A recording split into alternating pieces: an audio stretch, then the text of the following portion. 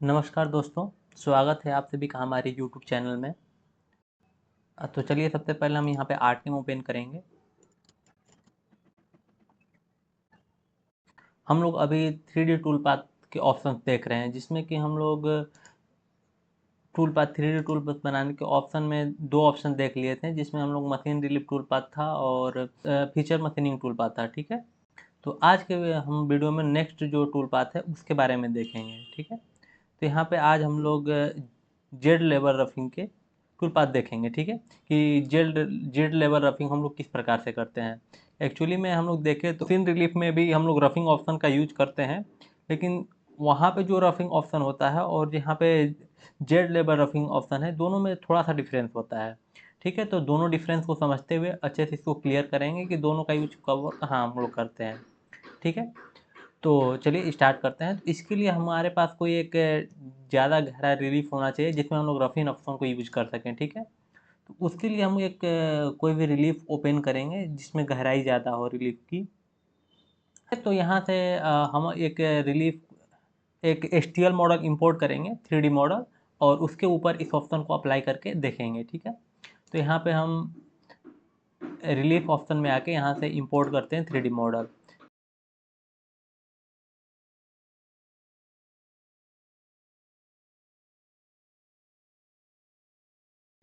ठीक, इसको हम लोग यहाँ पे सेंटर में करके देखेंगे। साइज इसका काफ़ी छोटा है, तो पहले हम इसका साइज थोड़ा इंक्रीज करेंगे।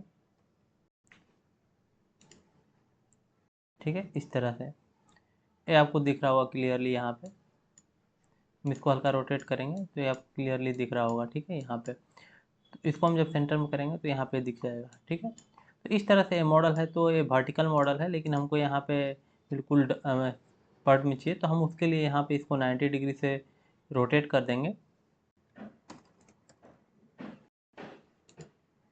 ठीक है, और इसको फिर से हम सेंटर में कर देंगे और इसका साइज़ थोड़ा और इंक्रीज कर देंगे। तो इसका जो हाइट है उसको हम 800 कर देते हैं। ठीक है, अप्लाई।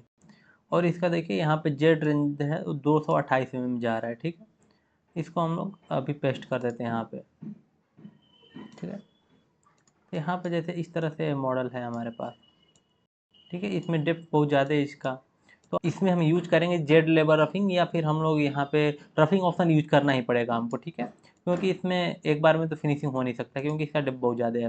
तो चलिए हम इसको कैसे देखेंगे, नॉर्मल रफिंग और जेड लेबर रफिंग में क्या डिफरेंस है उसको भी क्लियर करेंगे। तो यहाँ पे एक हम रेक्टेंगल क्रिएट करें, जिसके अंदर हम लोग टूल पाथ इसका ड्रॉ करेंगे। तो नॉर्मल पहले हम लोग 3D रफिंग ऑप्शन में जो स्ट्रेटजी होता है उसका यूज करेंगे। ठीक है, तो यहाँ पे हम रफिंग ऑप्शन के लिए फिनिशिंग तो हमको करना ही आता ही है, तो हम फिनिशिंग पे ध्यान नहीं देंगे।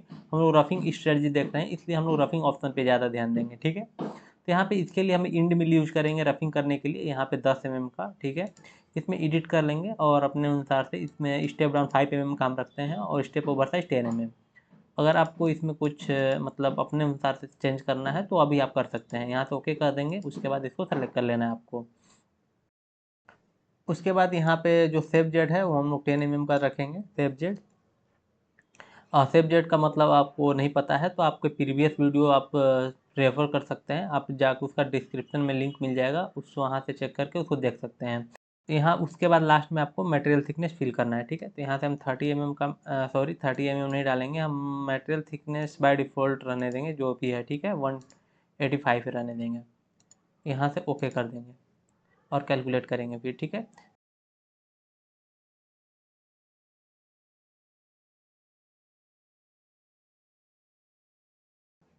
यहाँ पे हमने सिलेक्टेड वेक्टर ऑप्शन का यूज नहीं किया था।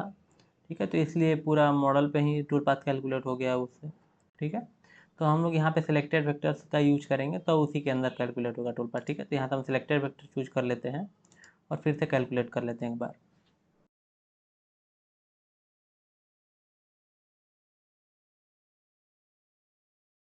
ठीक है, तो यहाँ पे इसका टूल पाथ कैलकुलेट हो गया। उसके बाद हम लोग यहाँ पे नॉर्मल जो मशीन रिलीफ टूल पाथ होता है, इसमें रफिंग ऑप्शन जो अवेलेबल होता है उसके हिसाब से हम लोग टूल पाथ कैलकुलेट किए हैं रफिंग ऑप्शन का।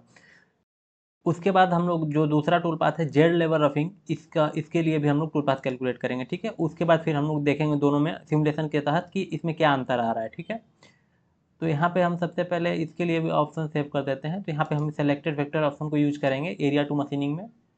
उसके बाद आपको यहाँ से रफिंग टूल सेलेक्ट कर लेना है। तो हम लोग रफिंग टूल यहाँ से सेलेक्ट करेंगे, सेम टूल, ठीक है, 10 mm का। उसके बाद यहाँ पे जो भी मटेरियल थिकनेस है वो आपको डाल देना है। तो हम पहले बाय डिफ़ॉल्ट जो है डला हुआ वही रहने देंगे। उसके बाद आपको मॉडल लिमिट जो है उसके अनुसार यहाँ पे ऑप्शन हमको देखने को मिलता है। स्टार्टिंग के लिए यहाँ पे स्टार्ट जो रहेगा जेट सरफेस वो कहाँ से स्टार्ट करेगा, 185 mm ऊपर से वो स्टार्ट करेगा, ठीक है, आपको जो इंडिकेशन दिख रहा है यहाँ पे। उसके बाद मटेरियल एलोवेंस का मतलब होता है कि आपको फिनिशिंग करने के लिए वो कितना स्पेस छोड़ के चलेगा, ठीक है। तो हम लोग मटेरियल एलोवेंस 1 mm या 1.5 mm रखते हैं, ठीक है। तो हम यहाँ पे 1 mm का दे देते हैं कि मतलब जो भी मटेरियल 1 mm छोड़ के चले जितना पे हमारा वो फिनिशिंग होगा, ठीक है। उसके बाद लास्ट स्लाइस, मतलब लास्ट में जो का कितना स्लाइस पे कटिंग करेगा वो अपना 0.55 mm दिख रहा है हमको, ठीक है। तो इसको ठीक है, ओके है। उसके बाद नंबर ऑफ स्लाइसेस मतलब एक बार में 5 mm कटिंग कर रहा है तो मैक्सिमम वो कितना कितना स्लाइसिंग कटिंग करेगा एक बार में, ठीक है।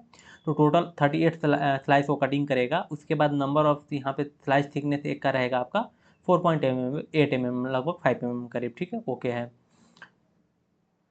उसके बाद हमको बाकी सारा सेटअप कंप्लीट करने के बाद यहाँ पे सेव जेट फिर से आपको डालने के लिए ऑप्शन आता है। तो उसको आप सेव जेट डालिए यहाँ पे 10 mm का, जितना भी आप सेव जेट डालना चाहते हैं, ठीक है, हम लोग डाल लिया। और होमिंग का पोजीशन लास्ट में सेट करना होता है। तो होम पोजीशन भी हम लोग उसके हिसाब से जो भी हमको सेट करना है वहाँ पर होम पोजीशन डाल देंगे।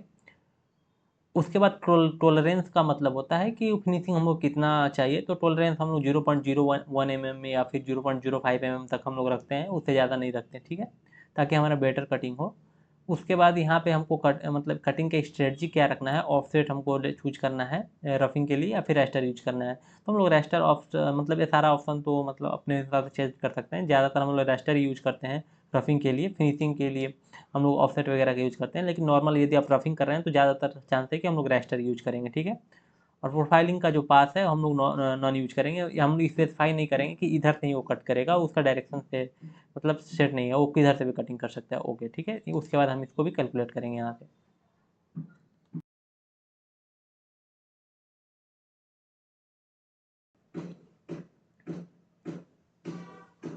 ठीक है, तो यहाँ पे इसके लिए टूल पाथ कैलकुलेट हो गया। टूल पाथ कैलकुलेट होने के बाद हम दोनों का सिमुलेशन करेंगे 1 बाय 1 दोनों टूल पाथ का। उसके बाद देखेंगे कि दोनों के बीच क्या डिफरेंसेस है, ठीक है। तो यहाँ से हम लोग क्या करेंगे, ऑन करेंगे पहला मशीन रिलीफ जो टूल पाथ है उसके द्वारा हम लोग जो रफिंग बना है उसका, और जेड रफिंग मतलब जेड रफिंग जो टूल पाथ का यूज करके हम लोग बना है रफिंग, उसको देखेंगे, ठीक है। तो पहला हम लोग ऑन करते हैं मशीन रिलीफ के द्वारा।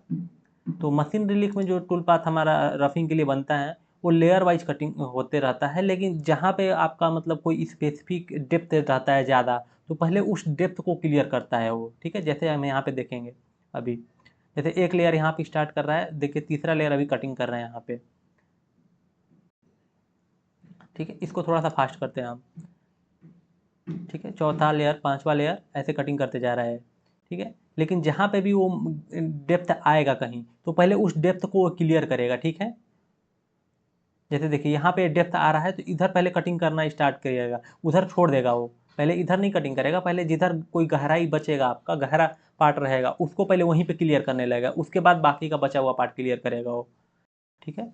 जहाँ पे भी मतलब गहराई में टूल जाने लगा उसको पूरे उस एरिया को क्लियर करता है, ठीक है, जो लोग हम लोग नॉर्मल मशीन रिलीफ का टूल पाथ यूज करते हैं, ठीक है।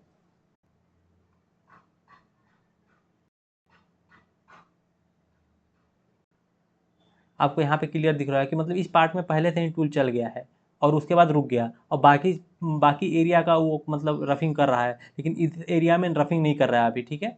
जब बाकी बाहर से वो रफिंग कर लेगा तब जाके लास्ट में इस एरिया में रफिंग करेगा, ठीक है। देखिए अभी लास्ट में इस एरिया में फिर रफिंग कर रहा है। तो ये मतलब अंतर होता है मशीन रिलीफ का जो टूल पाथ यूज करते हैं और हम लोग जेड रफिंग ऑप्शन का यूज करते हैं। तो मतलब जहाँ पे भी मतलब बाहर में यूज कर रहा था रफिंग कर रहा था बाहर में, तो उधर पहले रफिंग पूरा कंप्लीट किया, फिर अंदर में जो खाली खाली जगह बचा है वहाँ पे वो रफिंग कर रहा था। लेकिन जेड लेवल रफिंग में ऐसा नहीं होता है, वो लेयर वाइज रफिंग करते जाता है। मतलब एक लेयर रफिंग करेगा तो जितना भी मतलब उस लेयर पे कहीं भी रफिंग करना रहेगा तो उस लेयर में चारों जगह हर एक ही बार में रफिंग करेगा। वो बार बार मतलब रफिंग करने के लिए नहीं जाएगा। जैसे कोई गड्ढा बच रहा है तो वहाँ पे उस लेयर में यदि 5वां लेयर का कटिंग कर रहा हो तो 5वां लेयर में जहाँ पे भी रहेगा वो चारों तरफ कटिंग करेगा, ये होता है। तो इसको भी हम एक बार क्लियर देखते हैं यहाँ से। ठीक है, ये जैसे पहला लेयर कटिंग किया, ये दूसरा लेयर, इसको भी फास्ट करते हैं हम थोड़ा, तीसरा, चौथा। ठीक है,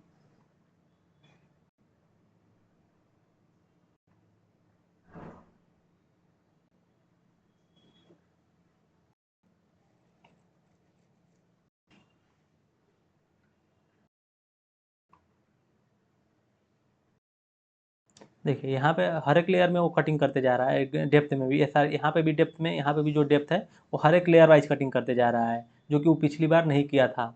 उसमें क्या था कि पहले बाहर से कटिंग कर लिया, फिर लास्ट में यहाँ पे और यहाँ पे कटिंग किया था।